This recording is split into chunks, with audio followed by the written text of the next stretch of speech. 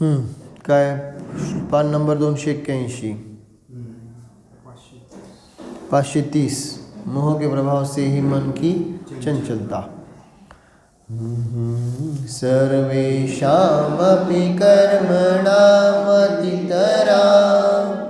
मोहो बलीयानसो धत्ते चञ्चलतां बिभेति च मृते तस्य प्रभावन्मनः नो चेज्जीवति को म्रियेत् कइह द्रव्यत्वतः सर्वदा नानात्यं जगतो जिनेन्द्र भवता दृष्टं परं पर्ययै। सब कर्मों में मोह कर्म यह है अतिशय बलवान रे। मन चंचल इसके प्रभाव से और मरण से सदा डरे। द्रव्य दृष्टि से कोई जग में मरे न जीवे हे जिन देव। पर्यायार्थिक नयसे विविध प्रकार जगतो देखा दे। ज्ञानावरण आदि समस्त कर्मों के मध्य में मोह ही अत्यंत बलवान कर्म है। इसी के प्रभाव से यह मन जहाँ तहाँ चंचल होकर भ्रमण करता रहता है और मरण से डरता है। यदि यह मोह न होवे तो निश्चय से न तो कोई जीवे और न कोई मरे, क्योंकि आपने जो इस जगत को अनेक प्रकार देखा है वह पर्यायार्थिक न्याय की अपेक्षा से देखा है, द्रव्यार्थिक न्याय की अपेक्षा से नहीं। इसलिए हे भगवान, मेरे इस मोह को सर्वथा नष्ट कीजिए। कळलं काय सांगितलं? हां हां हां हां अजून एक राहील की वाक्य है ना, भटकतायत आणि त्यामुळंच मरतायत जगतायत या मोहामुळं। मोह नष्ट केला तर जन्म मरण संपलं, जन्माचं पण भीती नाही आणि मरणाची पण नाही राहिली। कळलं का नाही? म्हणून तिथं सांगितलं काय आहे की हे सगळं पर्यायार्थिक ज्ञान तुम्ही सगळं जग बघितलेलं आहे ना। हां म्हणून तिथं सांगितलं काय की आता तुम्ही माझं काय करा, फक्त मोह नष्ट करा। पुढं 531 जगत विनाशिक अतः निर्विकार परमानंद में ठहरने की प्रेरणा। वात व्याप्त समुद्र वारी लहरी संघातवत् सर्वदा क्षणभंगुरं जगदिदं संचित्य चेतो मम सम्प्रत्येतदशेष जन्म जनक व्यापार पार स्थितं स्थातुं वाञ्छति निर्विकार परमानन्दे त्वयि ब्रह्मणि। ब्रह्म लिहिलं नाही आहे, ब्रह्मणी लिहिलं आहे।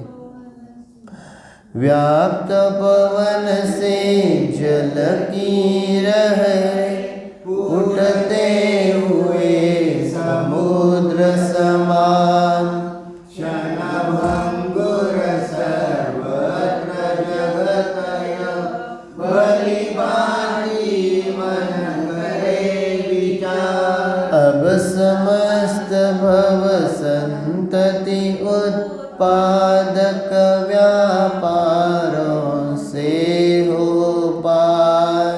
निर्मल आनंद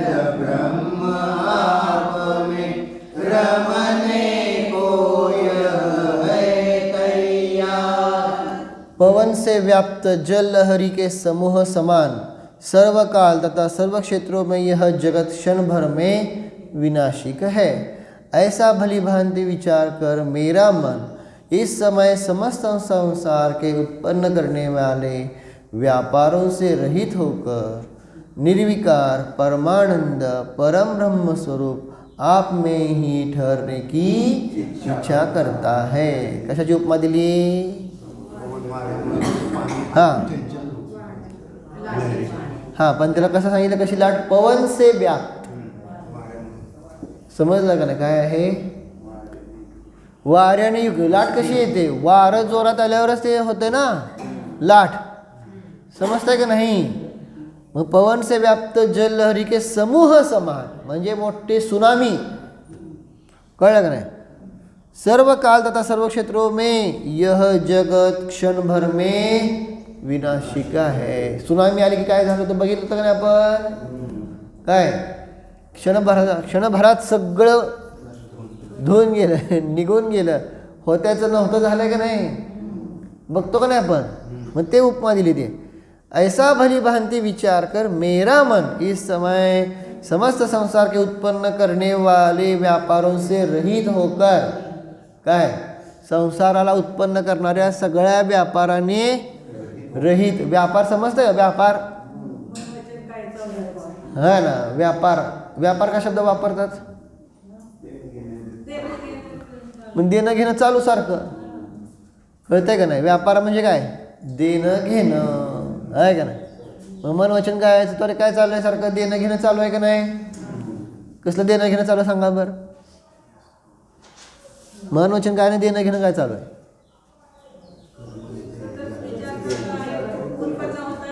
हा बघ देणं घेणं काय?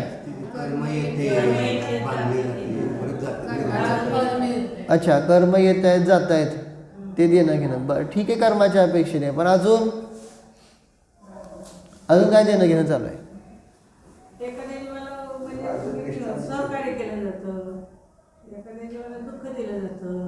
हां बरोबर की बरोबर. अजून जवळ. हां रागद्वेषाचा व्यापार झाला. म्हणजे देणं घेणं म्हणजे काय? माझं तुझं.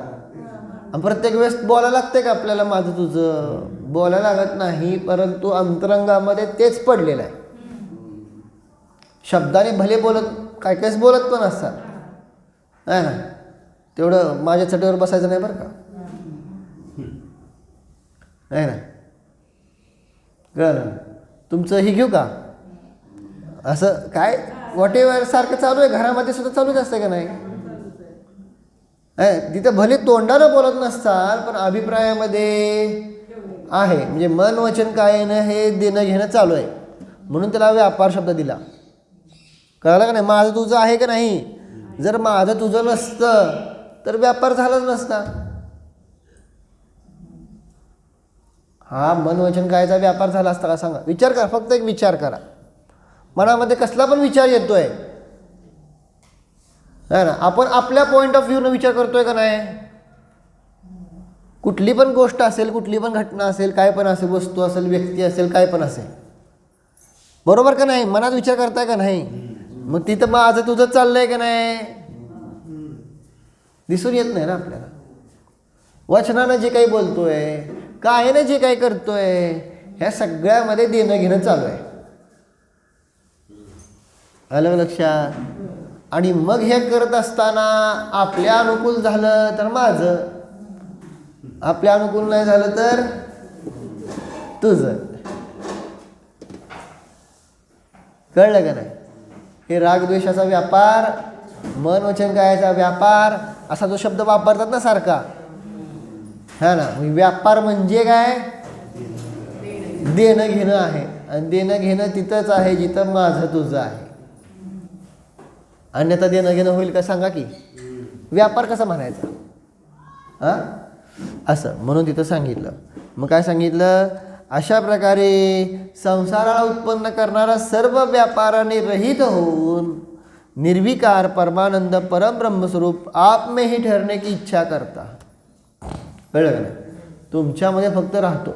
तुमच्यामध्ये म्हणजे कसं? देवामध्ये कसं राहायचं?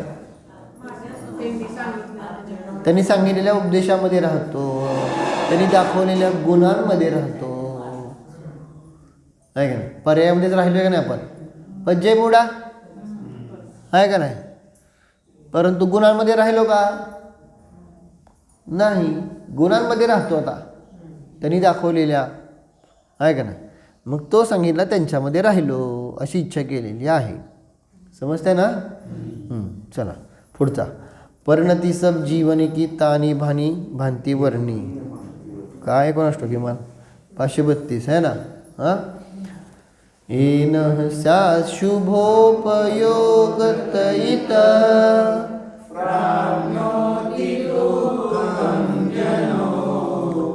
धर्मः स्याच्च शुभोपयोगतयित सौख्यं किमप्याश्रयेत् वन्दं द्वन्द्रम्यं भवाश्रयत् शुद्धोपयोगात् पुनः नित्यानन्दपदं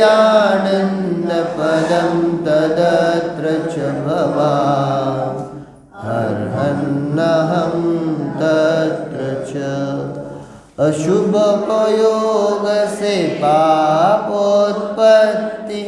जिससे जीव दुखी होते. शुभोपयोग से धर्म परिणति जिससे जीव सुखी होते. पाप पुण्य दोनों भव आश्रित अतः शुद्ध भावो द्वारा नित्यानंद में आप विराजे. मैं रहना चाहता. अर्थ, जिस समय अशुभ उपयोग रहता है उस समय पाप की उत्पत्ति होती है, उससे जीव नाना प्रकार के दुखों को प्राप्त होते हैं. तथा जिस समय शुभोपयोग रहता है उस समय धर्म यानी व्यवहार धर्म की उत्पत्ति होती है, उससे जीवों को किंचित सुख मिलता है. किंतु ये दोनों पाप पुण्य रूपी द्वंद्व संसार के ही कारण है, अर्थात इन दोनों से सदा संसार ही उत्पन्न होता है तथा शुद्धोपयोग से अविनाशी तथा आनंद स्वरूप पद की प्राप्ति होती है. हे जिनेन्द्र, आप ऐसे पद में निवास करते हैं, अतः मैं भी उसी शुद्धोपयोग में रहना चाहता हूँ. कुठं राहायचं सांगितलं, समजलं का? मागच्या श्लोकात सांगितलं का नाही? मला तुमच्यामध्ये राहायचं आहे. तुमच्यात म्हणजे कशामध्ये? तर ते सांगितलं आता शुद्धोपयोगात. मला ह्या शुभाशुभामध्ये पण राहायचं, अशुभात तर नाहीच नाही, पण शुभात सुद्धा का राहायचं नाही त्याचं कारण सांगितलं. कळलं का नाही? काय सांगितलं कारण? आहे ना, ज्यावेळेस अशुभोपयोग होतो त्यावेळेस पापाची उत्पत्ती होते, दुःख मिळतंय. शुभोपयोग असतो तेव्हा पुण्य होतंय, थोडं सुख मिळतंय. परंतु हे सारखं काय आहे? पाप आहे तिथं पुण्य आहे. कळलं का नाही? कशाची उपमा दिली पाप पुण्याला? एक झालं की एक येतंय. हां, रहाडगाडगं माहिती आहे का नाही? रहाडगाडगं माहिती आहे का नाही? पाण्यानं लावेल नाही तो तुम्हाला. एक झालं की एक येतं का नाही? रहाडगाडगं असतं का नाही? हां, एक वाटतं का नाही तुम्ही? एक झालं की एक झालं की एक झालं. तसं पाप झालं की पुण्य, पुण्य झालं की पाप, पाप पुण्य, पाप पुण्य, असं काय आहे? एकानंतर एक लपलेलंच आहे. समजते का? मग हे द्वंद्व चाललंय. मग म्हणाले दुसरं काय केलंय मी? अनादिकाळापासून फक्त शुभाशुभच केलंय का नाही? दिनरात शुभाशुभ भाव से. समजतंय का नाही? काय केलंय दुसरं? दुसरं काय केलंय? दुसरं काय केलंच नाही. दुसरं काय हे सोडून जर केलं असतं तर इथे जन्मला असतो का? आता परत तेच करत बसलो मी, आहे ना? हे रहाडगाडगं. अजून कशाची उपमा दिली आहे पुण्य पापाला? नाही, एकानंतर एक येत आहे त्याची. मला काय करायचं ते नाही करायचं. पुण्य पाप म्हणजे एक पुण्यानंतर पाप, पापानंतर पुण्य अशी उपमा दिलेली आहे. त्याला अजून कशाची उपमा दिलेली आहे माहिती आहे का? नाही तर सांगतो की मी. हां, दिवस रात्र, अजून तो शब्द नीट हवा आहे. दिवस रात्र नाही आहे ॲक्च्युली, नाही. धूप छाया घटत बढ़त है, कळलं का? त्यो ही सुख दुख पीर रे नर, विपत्ती में धर दे. तुमचं भजन पाठ करून घेतलं होतं, सगळा विसरून गेला. आठवतं का भजन पाठ करा म्हणलं होतं का नाही? हां, उपयोगी पडतंय संकट आल्यावर. विपत्ती में धर धीर, आहे का नाही? मग धूप छाया घटत बढत है. ऊन सावलीचा खेळ आहे हा. पाप पुण्याचा खेळ म्हणजे आत्ता ऊन आहे का नाही, बघा थोड्या वेळात सावली येते का नाही. आत्ता सावली आहे का नाही, बघा थोड्या वेळात ऊन येत आहे का नाही. म्हणजे कालांतराने, है ना. धूप छाया घटत बढ़त है, त्यो ही सुख दुःख पीर. तसं सुख दुःखाचं पीर म्हणजे त्रास आहे, कळलं का नाही? म्हणून सांगितलं विपत्ती में धर धीर. कळलं ना? हाय भजनाचा जाते विषयांतर खूप होईल. तर सांगायचा अभिप्राय काय आहे, अशा प्रकारे सांगितला की हे दोन्ही संसाराला उत्पन्न करणारा आहे, परंतु एक शुद्धोपयोग असा आहे जो संसारालाच नष्ट करणारा आहे. म्हणून मी राहतो कशामध्ये? शुद्धोपयोगामध्ये. कळलं का नाही? जैसी चिंतन वैसी पर्याय कुठं लिहिलंय? कॅलेंडरमध्ये पण आहे, परंतु आता कुंथलगिरीला जाऊन बघचालच की. हां, कुंथलगिरीला जाणार आहे का नाही? हां, मग कुंथलगिरीला गेल्यावर काय करायचं ते पण सांगतो. काल सांगितलं होतं पहिल्यांदा काय करायचं तुम्हाला. हां, एक जाप द्यायचे सांगितलं ना, एक माळ करायची, त्याच्याशिवाय जायचं नाही. ठीक आहे ना. तर हे सांगितलं आहे गाडीत बसण्यापूर्वी आपल्याला करायचं. आज जावा नाही तर उद्या जावा.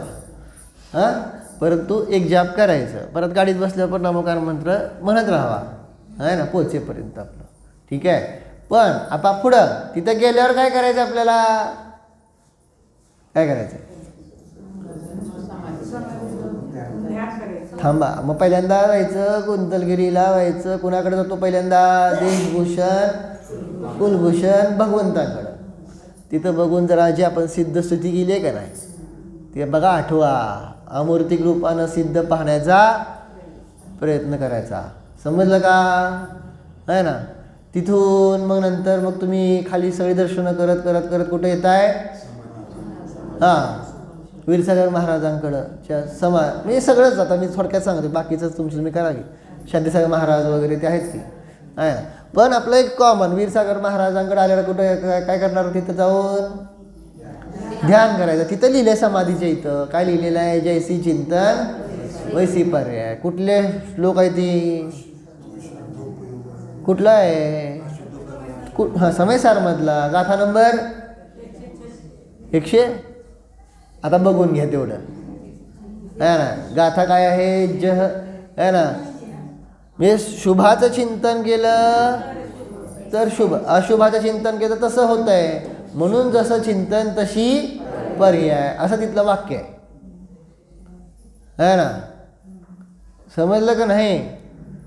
अशुभ चिंतन केलं तर अशुभ येत आहे, शुभ चिंतन केलं शुभ चिंतन, शुद्ध केलं तर शुद्ध. बोलून सांगितलं जशी चिंतन तशी पर्याय. हा त्यातनं काढलेला भाव आहे. जशी चिंतन तशी पर्याय असा शब्द नाही आहे गाथेमध्ये, परंतु अशुभाचं चिंतन केल्यावर अशुभ, शुभचं चिंतन केल्यावर शुभ, आहे ना. कळालं का नाही? तोंडातली गाथा आत्ता म्हणणार होतो, आत्ता विसरलो बघा, आहे ना. असू, हां, असू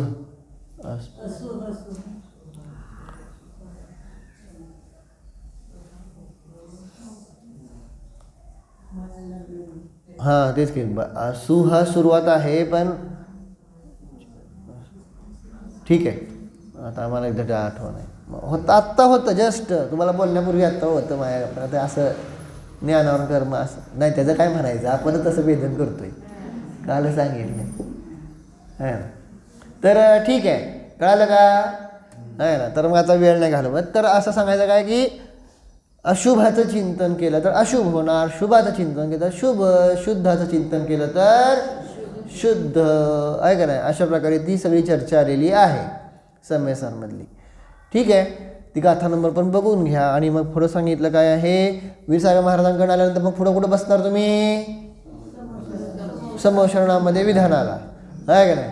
मग प्रत्येकानं काय करायचं, जितू बहिणी जे सांगितलं आहे का नाही, आहे का नाही, सार तुम्ही काय ग्रहण केला व्हॉट्सअपवर टाकायचा. समजलं का नाही. ग्रुप आपण बनवलं का नाही. मागच्या वेळेस पण तुम्हाला सांगितलं होतं का ना, मागच्या वर्षी पण सांगितलं होतं, असं सांगितलं होतं का नव्हतं. अवघड आहे, आठवत नसेल तर मी सांगतो तुम्हाला. ग्रुप हिस्ट्री पाठवू काय, मागच्या वर्षी पण मी सांगितलं होतं असं, आहे का नाही. तर तसं आत्ता पण सांगतो, कळलं का, आहे ना. जे ऐकणार आहे का नाही त्यातलं सार भरपूर गोष्टी सांगणार, आहे ना. पण तो त्या निमित्तात तुम्हाला लिहायचं म्हणल्यावर तुम्ही नीट ऐकचाल तर, आहे का ना. म्हणजे ते लक्षात ठेवचाल. ऐकचाल म्हणजे ऐकणार की, परंतु ते लक्षात ठेवचाल आणि प्रत्येकाने लिहायचा प्रयत्न करा. वेगवेगळे पॉईंट, आहे ना. माझा काहीतरी वेगळा पॉईंट आला पाहिजे अशा रूपानं ऐका.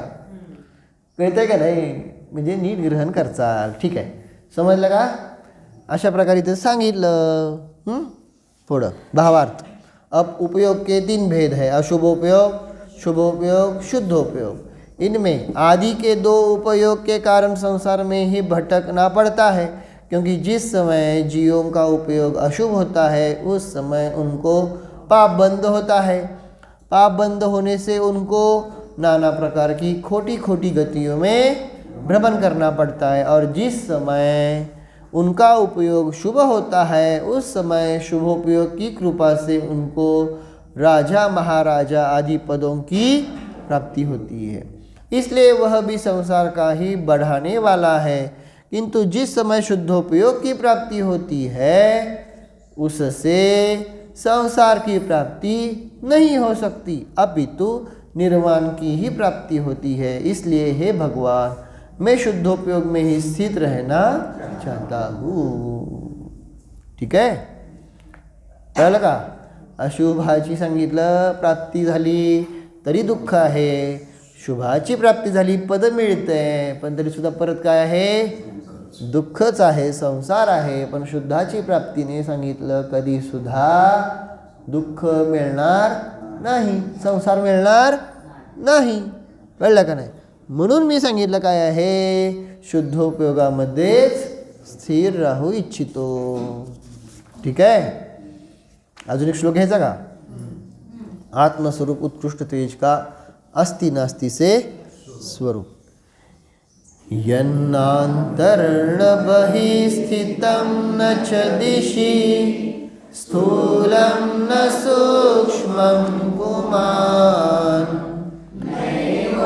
स्त्रीन नपुंसकं न गुरुतां प्राप्तं न यल्लाघवम् कर्म स्पर्श शरीर गंध गणना व्याहार वर्णोज्जितं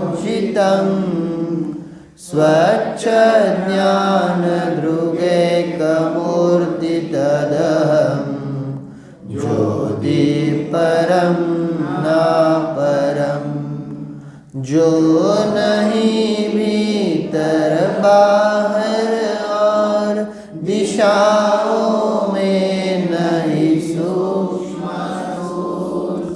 श्री पुरुष नहीं लघु अथवा नहीं गुरु.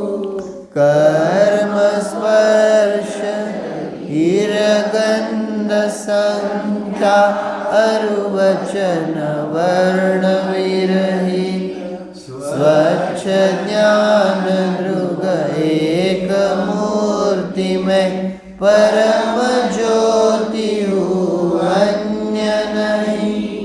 जो आत्मस्वरूप तेज न भीतर स्थित है न बाहर स्थित है. कळते का. भीतर म्हणजे शरीराच्या आत कुठे आहे ना, और न दिशा में ही स्थित है न मोटा है न पतला है। आत्मरूपी तेज न तो पुल्लिंग है न स्त्रीलिंग है तथा नपुंसकलिंग भी नहीं, न भारी है न हल्का है, न तेज वह तेज कर्म स्पर्श शरीर गंध संख्या वचन वर्ण से रहित है। वह निर्मल है तथा सम्यक दर्शन सम्यक ज्ञान सम्यक दर्शन स्वरूप है। उसी उत्कृष्ट तेज स्वरूप मैं भी हूँ। आत्मस्वरूप उत्कृष्ट तेज से भिन्न मैं नहीं हूँ। कळलं? मग इथं सांगितलं काय आहे?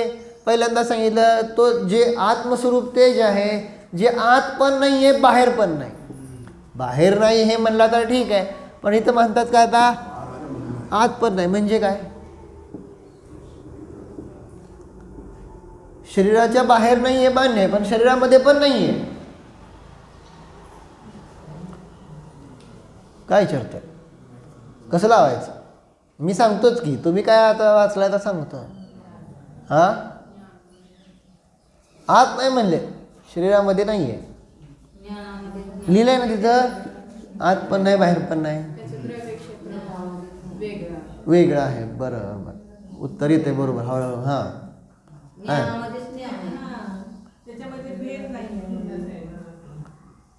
ज्ञानामध्ये आहे ठीक आहे. हां आहे ना, कारण तुम्ही जर आत बघायला गेला आत काय दिसणार आहेत? नाही नाही, शरीराच्या आत जर बघायला गेला तर हाड पू मांस आदी सप्तधातूच असणार. म्हणून म्हणाले आत पण नाही आहे. हाय का? आता आपल्याला तसंच वाटतंय ना. आता आपण म्हणतो आत जावा आत जावा आहे ना, अंतरंग पहा. पण अंतरंग म्हणजे काय? हा पण मला खूप वेळा प्रश्न पडायचा सांगायला राहिला होता, हे चर्चा घ्यायची. अंतरंग म्हणजे काय? शरीराच्या आत आहे म्हणजे काय? सांगितलं शास्त्रामध्ये शरीराच्या निज देहे व्यवस्थितम. कुठाला शब्द? परमात्मा.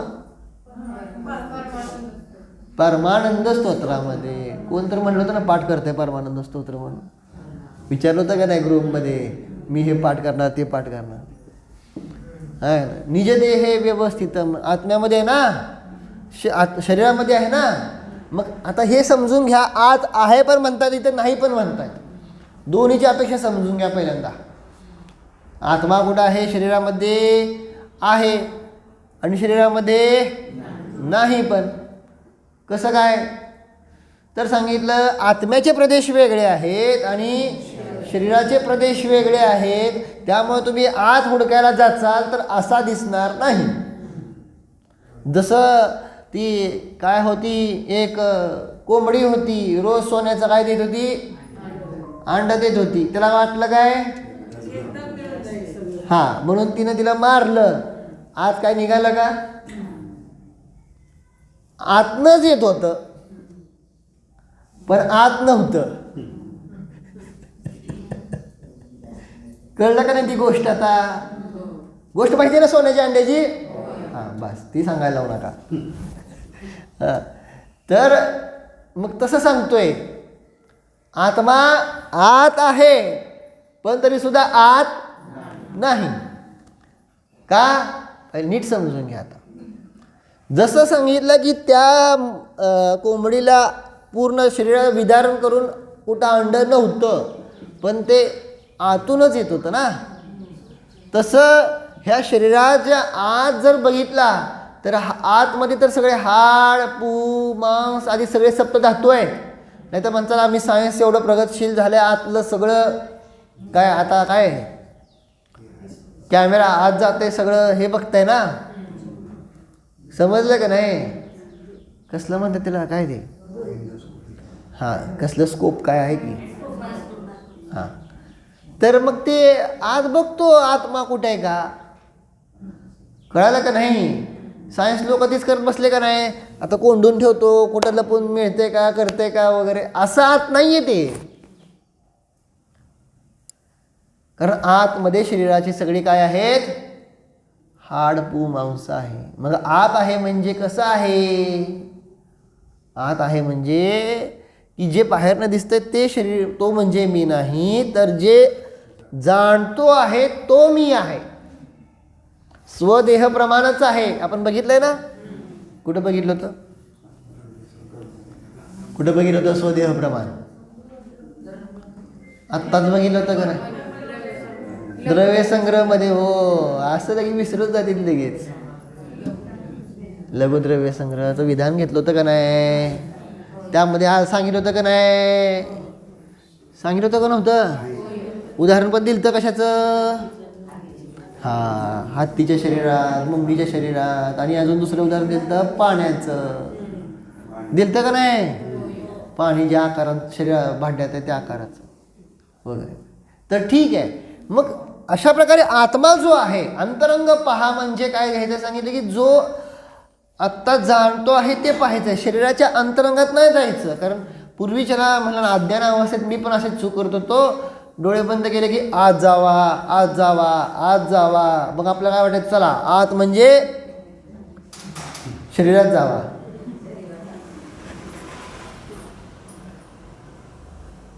कळलं का नाही? आत काय आहे? मग गहन अंधकारातून एक लख प्रकाश दिसला. काय? आत जावा, बुद्धीमध्ये जावा, जावा जावा जावा, शरीरात जावा. अजून कुठं ह्या? अरे काय आत काय आहे? आत सगळं पुद्गल द्रव्यच आहे. आणि हा जो पाहायचा आहे ना, तो कसा आहे सांगितला? अमूर्तिक आहे. प्रदेश दोघं म्हणून म्हणालो काय आहे की एक क्षेत्रावघा संबंध आहे. शरीरामध्ये आहे असं म्हणलं जरी असलं, कळलं का, तर त्याचा संबंध कसा आहे? एक क्षेत्रावघा आहे का नाही? जसं दुधामध्ये पाणी एकमेक रूप झालेलं आहे, पण तरी सुद्धा दुधाचे प्रदेश वेगळे, पाण्याचे प्रदेश वेगळे, म्हणून तर वेगळं करता येतंय. कळलं का नाही? म्हणून तर पेढा बनवता येते का नाही? पेढा, गुलाबजामन म्हणून बनवता येते. मी सगळे दुधाचे सगळे ते पदार्थ बनवता येतात का नाही? पेढ्याचे, खाव्याचे. खावा ते सांगायची गरज नाही. उद्याच्या जाऊन तुम्ही घेणार. बाकी काय नाही घेतलं तरी खावा मात्र नक्की घेणार. आहे का नाही? असं तर सांगायचा अभिप्राय. मग ते दूध वेगळे, पाणी असताना एक असलं तरी सुद्धा त्याचं अंतरंगत्व पाहायचं आहे. कळालं का नाही काय म्हणते तुम्हाला? अंतरंग कळालं का नाही? दुधामधलं घृतत्व, तूप पाहतो का नाही? पाहता का नाही? तूप काढता का नाही विचारतोय? माहिती आहे ना तूप कसं काढायचं ते? का ते पण सांगायचं आहे? तर मग सांगायचा उद्देश की मग तिथं हे असतं अंतरंग. कळलं का नाही? त्या दुधामधलं घृतत्व पाहायचं आहे, तूप बघायचं आहे. आणि ते दूध आता पाण्याबरोबर मिक्स आहे, पण दोघं वेगवेगळे आहेत. कळलं का? तसं शरीर आणि आत्मा दोघं वेगवेगळे आहेत. आणि त्या आत्म्याच्या पर्याय नाही बघायच्या. काय बघायचं? त्याचं ज्ञानत्व पाहायचं आहे. दुधामधलं घृतत्व बघता का नाही? तसं आत्म्याचं ज्ञानत्व म्हणजे जाणणेपणा. कळलं का? आणि ते आहे अंतरंग. कारण आत्मा म्हणल्यावर काय आहे? तो द्रव्य आहे ना. आत्मा पण जीवद्रव्यच आहे का नाही? आणि द्रव्य कसं असतं? गुणपर्याय सहित आहे ना. पण आपल्याला पाहायचं आहे काय? पर्याय दृष्टी नाही परत त्यात घ्यायची आत्म्याची. परत त्यातलं तुम्ही भावकर्म बघत बसताल. मी रागी, मी द्वेषी. कळलं का? मी अज्ञानी, मी अदर्शनवाला, मी दुःखी, मी अध्यवसानवाला, मी कषाययुक्त, मी मान कषायवाला, मी अरुचीवाला. अजून एक राहिलं, मी देहासक्तवाला वगैरे वगैरे. कळलं? मग परत ते भावकर्म बघत बसताल तुम्ही. कळलं का नाही? मग ते पण नाही बघायचं. काय पाहायचंय? ज्ञानत्व पाहायचं. आणि ते सगळीकडे आहे. जसं म्हणून सांगितलं की ज्योत काय? ज्योतिर्मे तेल है. अम्मा नेहमी सांगायच्या का नाही? काय सांगायच्या तेव्हा? आता कळलं विसरून. काय सांगाय? जो तिल में तेल है, जो चकमक में आग, तेरा प्रभु तुझ में बसे, जाग जाग रे जाग. असं अम्मांचं वाक्य. कळते का? ओ जो तिल में तेल है, अम्मा सांगायचे का नाही? तिळामध्ये तेल आहे का नाही? आहे ना. कुठल्या प्रदेशात आहे? तिळाच्या संपूर्ण तीळ एवढं, पण त्याच्या सगळ्या भागामध्ये तेल आहे का नाही? तसं आत्म्याच्या सगळ्या प्रदेशात, शरीराच्या सगळ्या प्रदेशामध्ये आत्मा. जो तिल में तेल है, जो चकमक में आग. है ना. चकमक म्हणजे हां, जे जे जे चमकत आहे ना, लाईट आहे का नाही, लाईट्स, त्यामध्ये पण अग्नी काही जीव आहेत का नाही? जिथं जिथं लाईट समजतं ना, है ना, तिथे तिथं अग्नी काय. जो चकमक में आग, तेरा प्रभु तुझ में बसे. पुढं जाग जाग रे जाग. कळलं का? असं ते वाक्य होतं. तर अभिप्राय समजला का आता? मग अंतरंग पाहायचं समजलं का? अंतरंग म्हणजे शरीराच्या आत काही नाही आहे, जे आहे ते जाणणार आहे, हे अंतरंग बघायचं आहे. असं लपलेलं आहे, समजते का? म्हणून तिथं म्हणाले काय की आत पण काही नाही आहे, बाहेर पण काही नाही आहे. जो तेज आहे ना, ज्ञानाचं तेज आत्ता सांगितलं होतं का नाही, जे आत पण नाही आहे आणि बाहेर पण नाही. समजलं सगळ्यांना? कळलं का? ओम.